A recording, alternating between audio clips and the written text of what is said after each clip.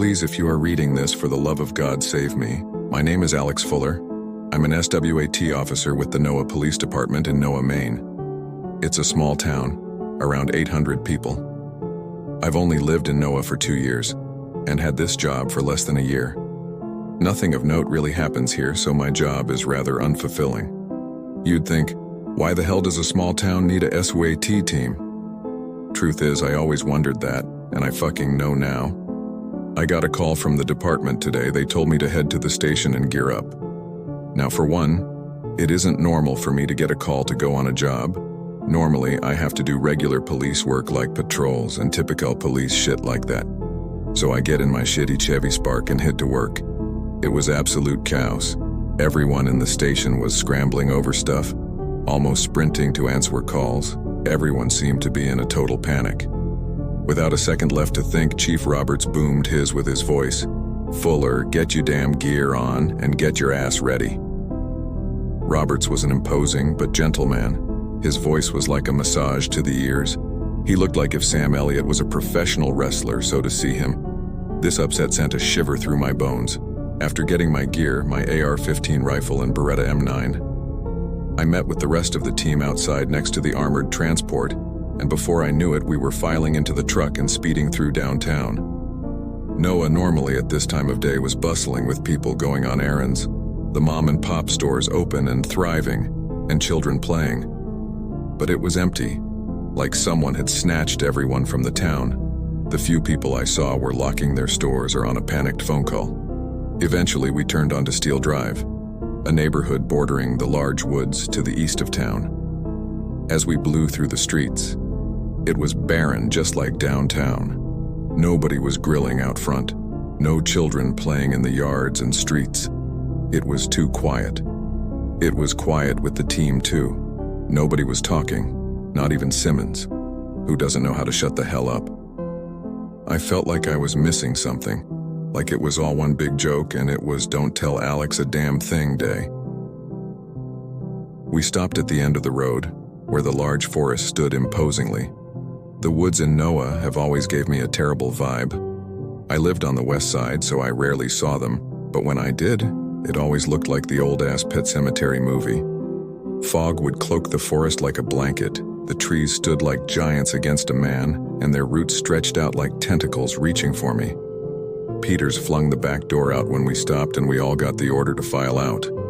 As I stepped out onto the empty street, I swear I could hear a howl. It was an inhuman screech that filled my soul with dread. We got the order to move out into the woods. Then came the same damn feeling of dread, eating at my soul.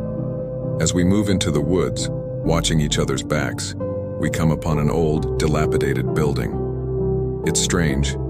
There was almost nothing around it, just the naked woods. It wasn't some kind of cabin either. It was a big industrial building, almost like a machine shop.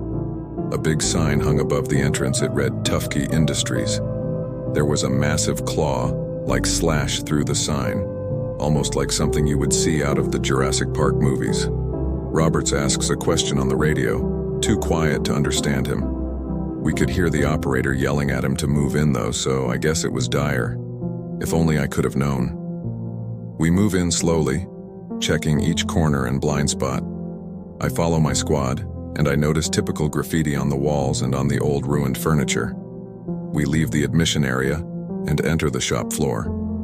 The writing on the walls slowly changed from the typical skater kid art to "please for help," warnings, and mad ravings.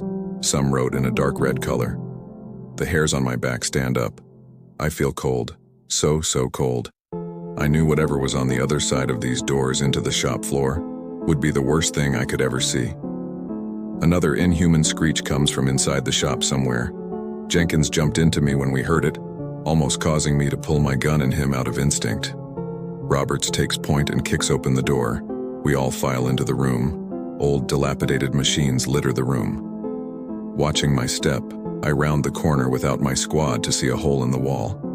It wasn't a normal broken wall hole, it was a perfectly circular void emitting a hollow groan.